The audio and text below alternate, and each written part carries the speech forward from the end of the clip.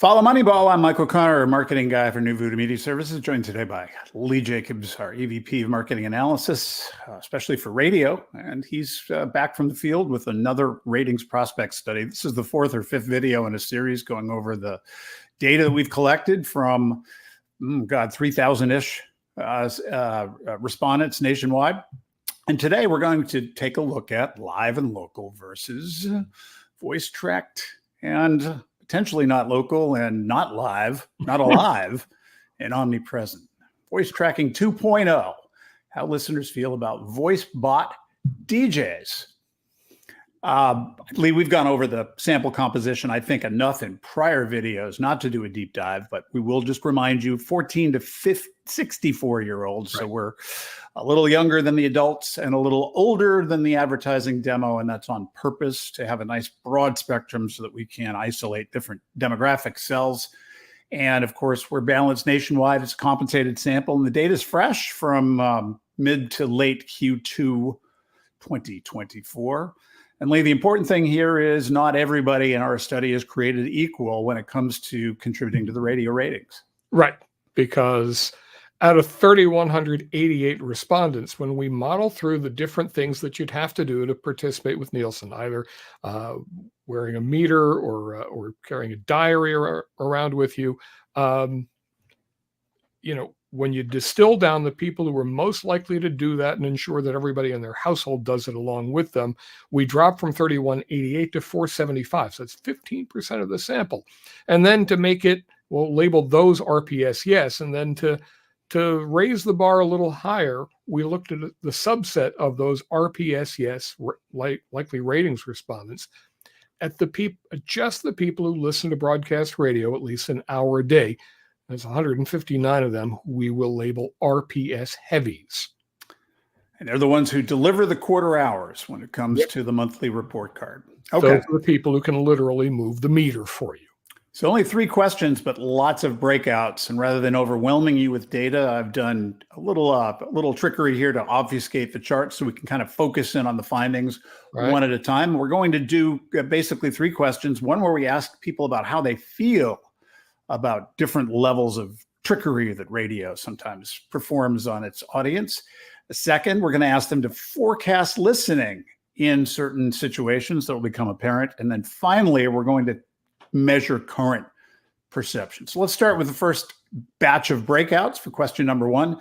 Imagine you're listening to a music station and there's a little bit of talk between songs. How would you feel if the person hosting the show, ... broadcast live from a studio in your area, Lee? Right. So, in this one, 60%, 66%, 2/3 say they felt good about that. Almost 30% don't care. And that's reflective. We understand that. And 5% say it's bad, presumably because they just don't want anything else beyond the music in that presentation.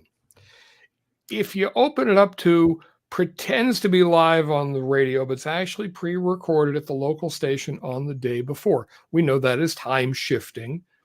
And now good drops from 66 to 20%, 45%, bad 34%.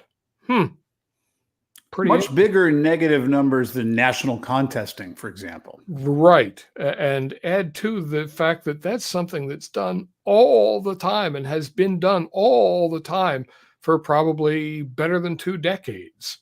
And PUM is down in those 2 decades. Fair enough. Correlation, not necessarily causation. Right. Pretends to be in a local studio, but it's actually on the other side of the country, boxed in. Now the bad rises up to 42%. Good is held steady at 20%.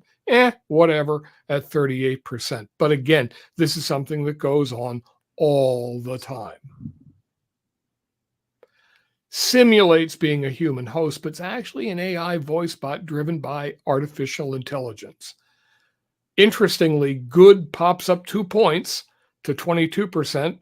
Don't care, 30%, 48%, nearly half say that's bad. But don't forget, 42% say that, boxed in from the other side of the country is bad, or 34% say time shifting is bad, and standard business practices now. Absolutely.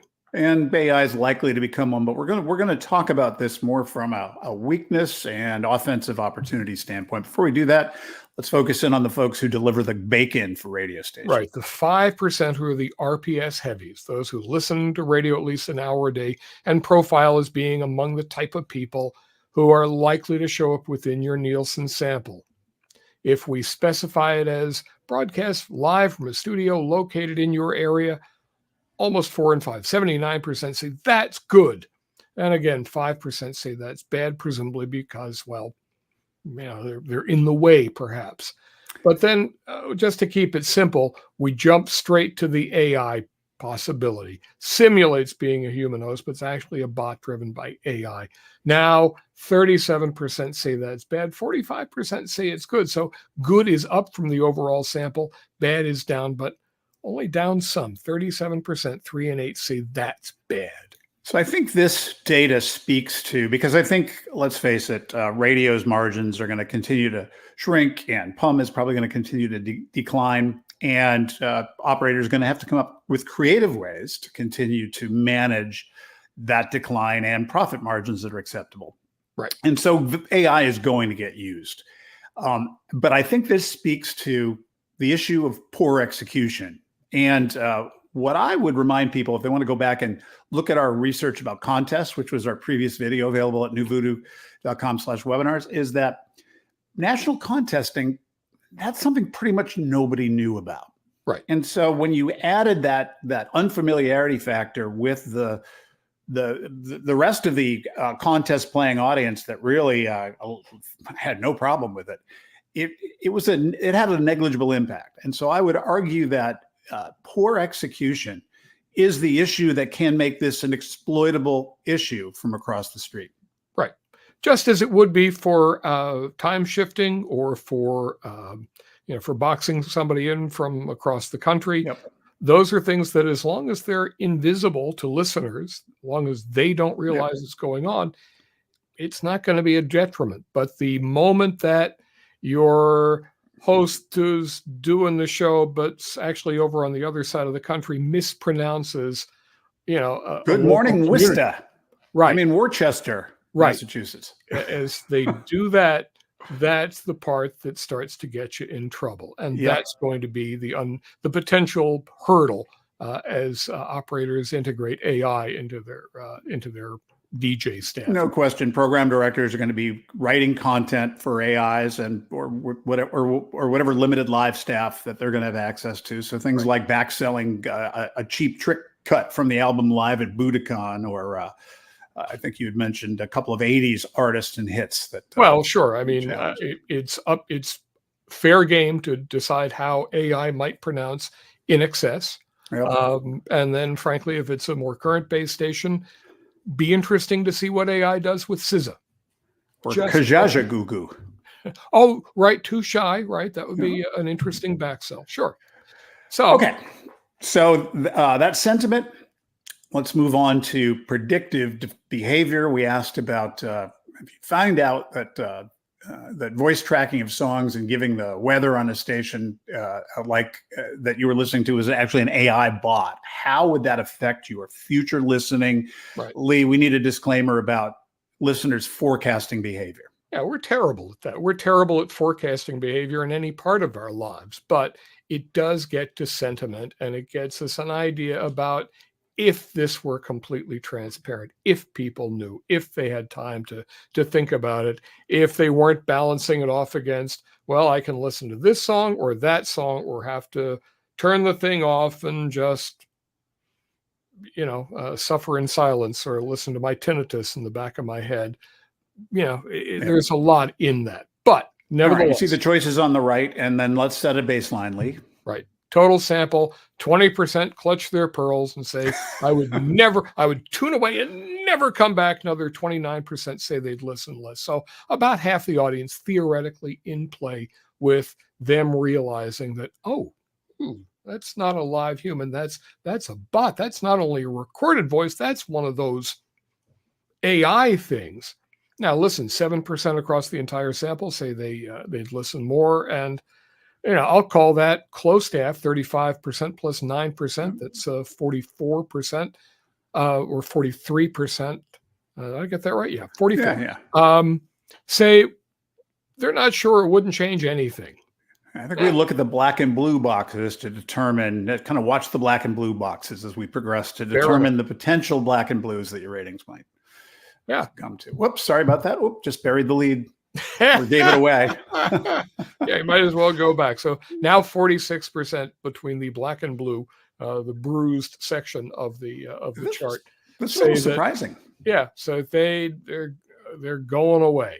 And then if you drill it down to the RPS heavies, the 5% of the sample who are likely to show up within the rating sample and listen to a lot of broadcast radio, now that number drops a little bit further. Yeah, the positives increase. 43%, and the positives go up a little bit. So it's a matter of that presupposes that it's done well, and maybe there's something interesting about that. Generationally, Mike, it kind of flips around.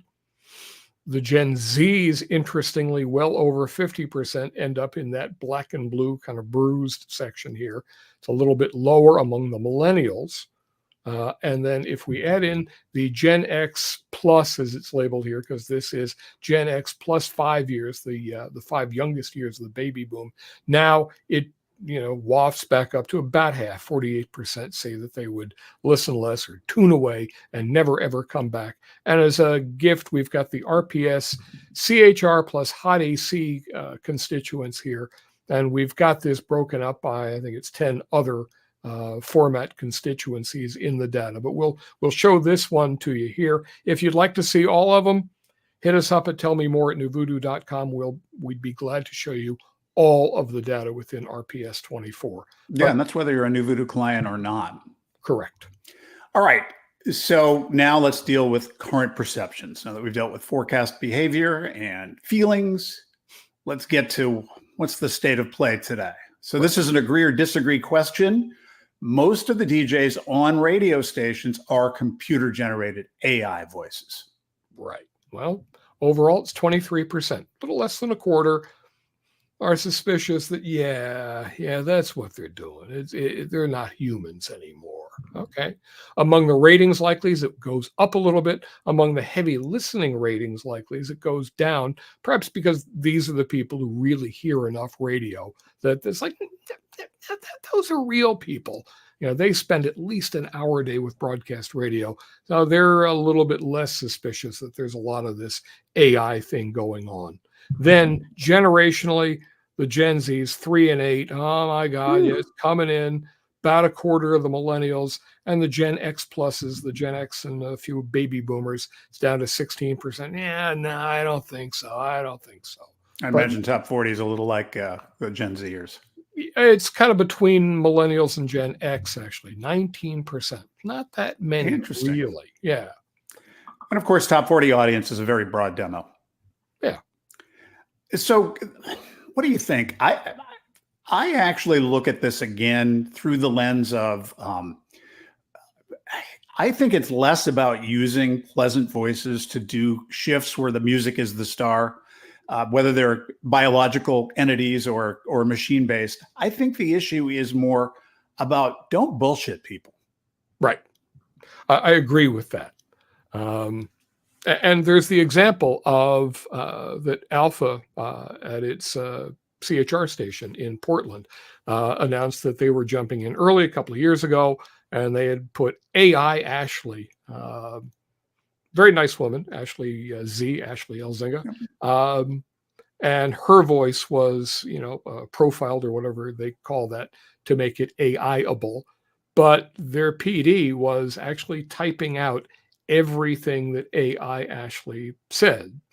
And now these days, a couple of years later, I guess it became apparent that there wasn't enough novelty in AI Ashley. So now Ashley Z does the midday show there, and AI Ashley apparently is just used when she needs a vacation. Rather, it's sort of like Visit Our Website, which was a very novel in 1997. It became kind of trite and no longer a wedge you could use as a marketing differentiator by the early 2000s. Right. And so here we're in an era where we're going to be using AI bots for cost saving, and I think that's okay. There is negative baggage on it if you do it poorly. And as somebody who used to, there were several videos, particularly for the packaged goods industry, where we were not known, where I used AI bots to do the narration of our research for other industries. And now, obviously, this technology that I'm referring to, it was 2 years ago. Sure. But it was really hard work between pronunciation and trying to write to the strength of the particulars, bots' underlying algorithms. Expressiveness varied. And so I would argue that there was very little time saving. Right. And for the limited staff who's already got 1 million jobs, taxing them with great writing that's not going to be an easy, that's not an automatic hole-in-one. Right. I would agree with that. Plus, I will argue as the day is long that from the listener perspective, there's less need in 2024 for people who frankly had, the wonderful pear-shaped tones that were fashionable when you and I started out in the business. Just humans who express themselves in an interesting manner and can do the things you need them to do might just be a lot easier, despite the complications of managing humans compared to AI for some instances. That said, it's absolutely going to happen. It's going to be necessary to extend radio years into the future. Plus, to be completely honest, to keep the thing on 24/7, 168 hours a week. But the kind of detail that we've gotten into just in this video, looking at RPS 24, we can get under the hood and find out what's the state of perception in your market with one of our ASAP studies. It's a tactical perceptual with a shorter interview, a slightly smaller sample, but we can turn one of those around usually in less than a month and for under $10,000, which gets us an awful lot of information for not too much money. And I will say, as the day is long, that data-driven decisions are almost inevitably better decisions than those that we make strictly on gut. And I would make a suggestion for those of you up against a Goliath who's offering $1,000 an hour through national contesting and putting marketing behind it, and you feel overwhelmed locally. There's probably a good chance they're doing an AI shift just horribly. And one way you need to validate this by doing an ASAP study in your market to make sure it's an issue that's worth the media tonnage you might put against it. But the idea would be to hang AI on that business that radio fakes giveaways and doesn't really give the prizes away, gives them to their friends and or gives them to themselves and doesn't really hand out the cash. That's where I think you can go after robots on the radio. There you go. All right. So Lee, if somebody wants to get that consultation prior to the next big rating sweep or to see the data. Yep, absolutely.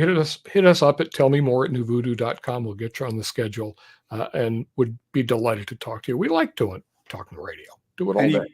You can see the entire set of data with more still to come at our website. RPS 24 modules are published about once a week. And if you're on social media, please leave us a comment and let us know about how you might be using or how badly your competitor is using AI. If you want to name names, that's up to you, but we'll take anonymous input because we'd love to hear how the industry is being creative. And that's at newvoodoo.com/webinars if you don't see us on social. So I think that's it for us. Let's cue the AI voice. New Voodoo builds digital products and conducts research and marketing campaigns for clients. It's easy to get in touch. Drop us a line at tellmemore@newvoodoo.com.